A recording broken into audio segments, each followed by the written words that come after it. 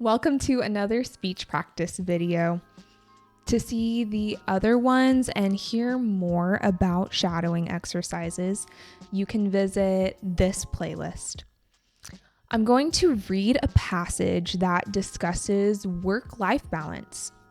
As I read out loud, try to read it along with me, mimicking me the best that you can.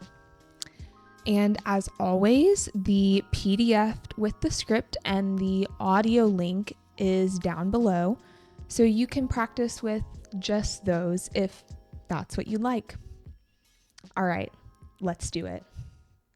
Balancing work and life can be tough, especially when you're just starting out in your career. Whether you're single or you have a spouse and kids, finding that sweet spot between your job and personal life can feel like a juggling act.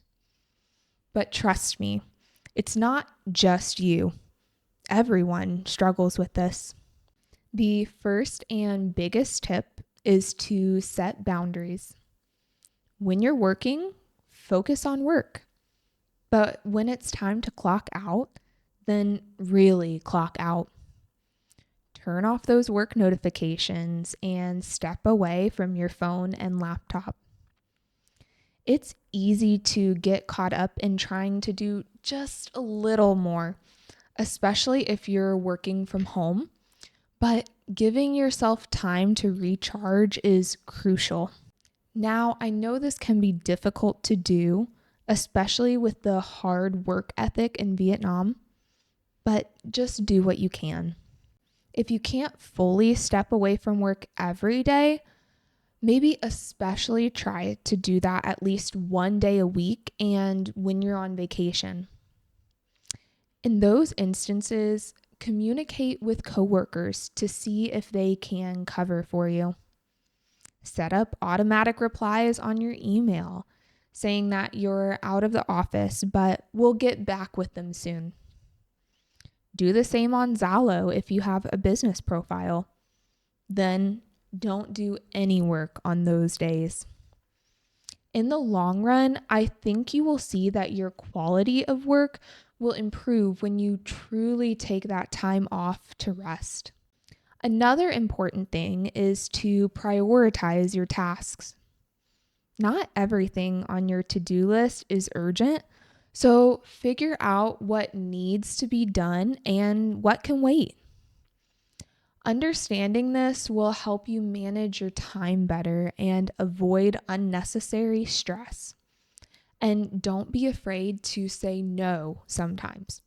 It's okay to protect your personal time. Also, make sure to carve out time for yourself, whether it's exercising, hanging out with friends, or just relaxing on your own. You need moments that are just for you to keep your sanity.